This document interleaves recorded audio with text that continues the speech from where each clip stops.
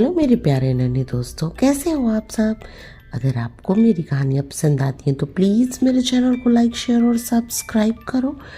आज जो कहानी मैं आपके लिए लेकर आई हूँ उसका शीर्षक है भेड़िया आया भेड़िया आया। ये कहानी सच्चाई के महत्व को बताती है बच्चों। किसी गांव में एक चरवाहा रहता था। उसे गांव भर की भेड़ें चराने की जिम्मेदारी सौंपी गई थी। वो भेड़ों को प्रतिदिन पहाड़ी पर स्थित चारागाह में ले जाता और उन्हें चरने के लिए छोड़ देता।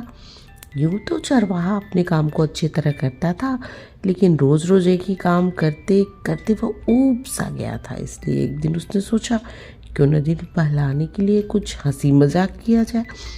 बस लगा जोर जोर से चिल्लाने, भेड़िया आया, बचाओ बचाओ, भेड़िया भेड़ों को खा रहा है। गाँव वाले खेतों में काम कर रहे थे। उन्होंने चरवाहे की आवाज़ सुनी तो जो भी उनके हाथ में आया वो लेकर भेड़िए को मारने के लिए पहाड़ी की ओर दौड़ पड़े। परंतु वहाँ पहुँचकर उन्होंने देखा कि भेड़ें तो आराम से चर रही थी और चरवाहा पीठ पकड़कर खूब जोर से हंस रहा था। ये देखकर गांव वाले गुस्से में भुनभुनाते वहाँ से चले गए। कुछ देर बाद चरवाहे ने फिर वही हरकत दोहराई। इस बार भी गांव वाले को मूर्ख बनाकर चरवाहे को बहुत मजा आया। गांव वाले को इस पर उस पर बहुत गुस्सा आया। अगले दिन चरवाहा भेड़ों को चराने पहाड़ी वाले मैदान पर ले गया, मगर जब तक एक पेड़ के नीचे बैठा अपनी बांसुरी बजा रहा था तभी उसे गुर्राने जैसी आवाजें सुनाई दी।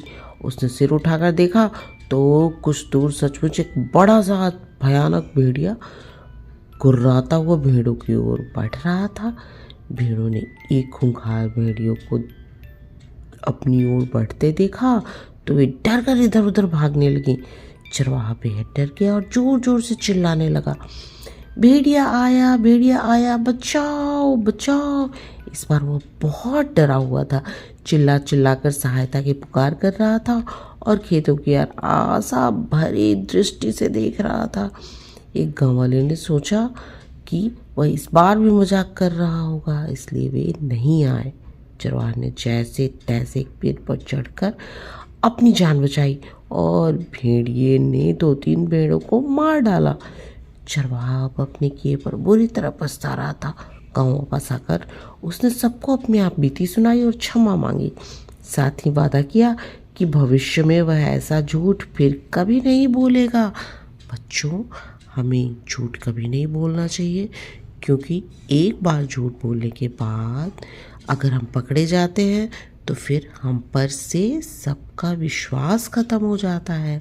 अगर आपको मेरी आज की कहानी पसंद आई तो पता है ना क्या करना है, लाइक शेयर और सब्सक्राइब।